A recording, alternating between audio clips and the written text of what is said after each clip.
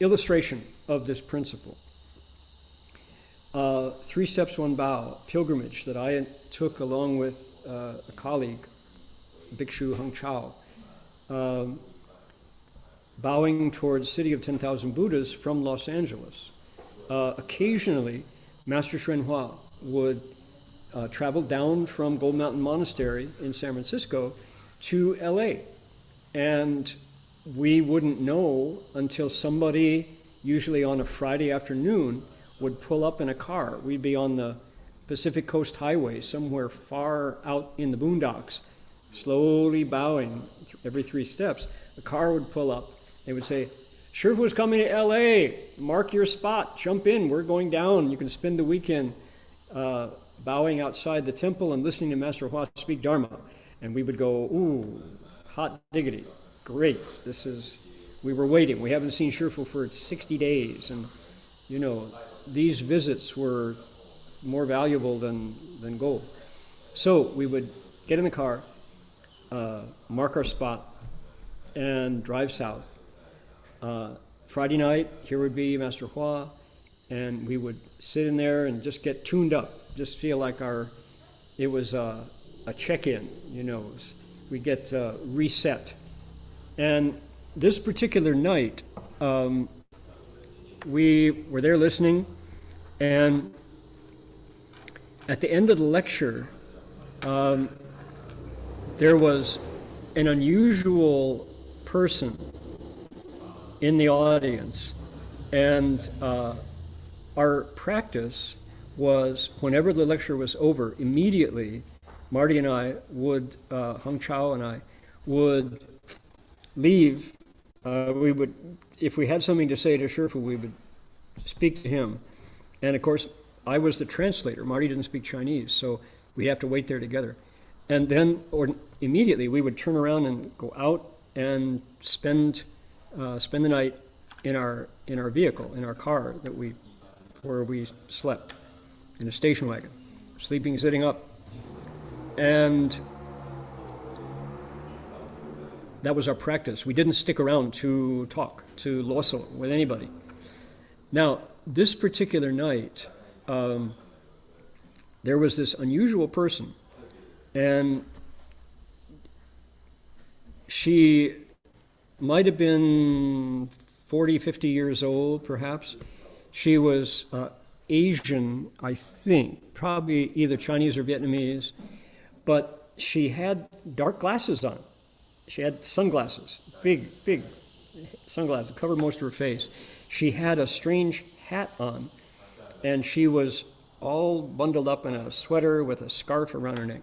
She couldn't quite see exactly who it was, but there was definitely a strange aura about this person, an unusual kind of, I have to say, a dark cloud around this person. And I was ready to go outside and to leave the Buddha hall and go out to the back where the car was. But Marty somehow had found himself in a conversation with this person.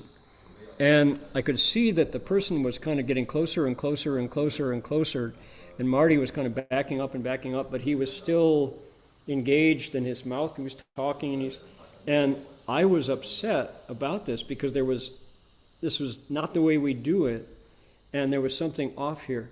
And suddenly, Master Hua walked over, put himself in between the woman and Marty and said, "No need to talk. 你啰嗦什么呢？你们会回去了，休息了," he said. And he turned around and looked at this woman, and she vanished. I have to say, it was in a blink of an eye, this person was gone out the front door. And Shifu took the two of us, he grabbed both of us and pulled us into his bedroom, which was just off the Buddha hall, where he would stay when he came down to visit in LA. And he looked at Marty and he said, what were you doing? And Marty was like, Shifu, he shook his head, I don't know. Shifu said, who were you talking to? Really strong, right? Marty, she just asked a question. He said, you know who that was? I'd never seen her before, Shifu. He said, that was a ghost. She came to eat you, he said. And Marty was like, just turned white and then red and then white and then red and white. And I'm translating. Shifu, did I hear that right? Shifu says, until you really know, until you can use your wisdom and see who is who, you cannot be careless. He said, you have to follow the rules. That's why I give you these procedures. He said, if I had not been here, I'm afraid that conversation would not have concluded happily. So, and I'm thinking back, who was this person? And she was all kind of covered over, but you could tell there was some darkness there around. So, anyway, so we went out to sleep, and we think, gee, it's good to have a good and wise advisor. This is not so simple. In other words, sometimes what you see is not what's really going on, and what's really going on is invisible. So, who was this young woman here to investigate a relationship with a monk? Maybe she didn't even know. There's a lot invested in getting the Buddha's Sangha weak and reduced in number. The demons are very happy when people fall, that is to say, break their precepts. And this is true not only in the Buddhist Sangha world, but in the world of religion overall. That when there are scandals, when there's sad stories about corruption in the priesthood or in religious faith, you could say the darkness grows and the light of belief, no matter the religion, dims a little bit. So, who is this young woman trying to score on the monk? We don't know. Maybe she doesn't know either. It's possible that some negative energy thought, here's an opportunity to get this virtuous monk to fall. Maybe so. 因为这大众的力量是不可思议的。还有这个郭居士，他是这个1号到三藩市这儿来的，在谢兵营没走之前，这个谢兵营介绍他到金山寺来熏修，参加咱们这个工作。可是谢兵营走了之后呢，这位郭苍豪居士就常常向后转，要在那儿要在华盛顿那个地方，常常在那个地方，不到金山寺来，这是不合乎俺们金山寺的规矩的。俺们金山寺大众都是一致行动，大众做什么就做什么，没有单独的很特别的这个样子。那么但是我呢，虽然我很不近人情的，但是他那么大年纪说不来听经我随他去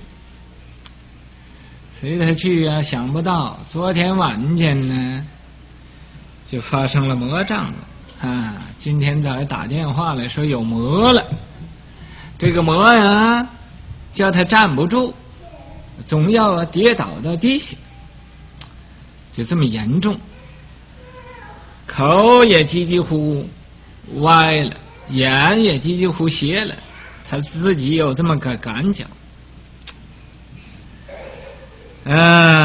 就打电话来说叫我快点去给他降魔。我说我自己的魔都降不了，怎么能给你降魔呢？并且我现在没有时间来，我要最低限度要吃完饭才能来，我一定要吃饭的。那么吃完饭呢，我到华盛顿那边去，一看他果然就是想要不动弹的病，就是半身不遂的样子。我说那好喽，现在你不要听经喽，你不欢喜听经，现在就得一个不听经的病哦。他说我不是不欢喜听经，我想写文章。我说那个文章写不写都可以，经是不可以不听的，不论是金山寺讲经也好，其他地方有法师讲经，你都应该去听去。况且现在就是金山寺，本寺里就有经讲，你为什么一个人要住在华盛顿这儿不到金山寺去？吃饭他也不来他就想在那儿睡觉所以今天我带他到一个会扎针的医生那儿去，给他扎一扎针。这个医生说这幸亏你来得早，你要来得晚呢，你这个病一定就是半身不遂的。那么要明天来一定就来不及了。那么这回他知道这个很有问题了，那么一定有这个毛病了，所以又把他送回到华盛顿那儿去。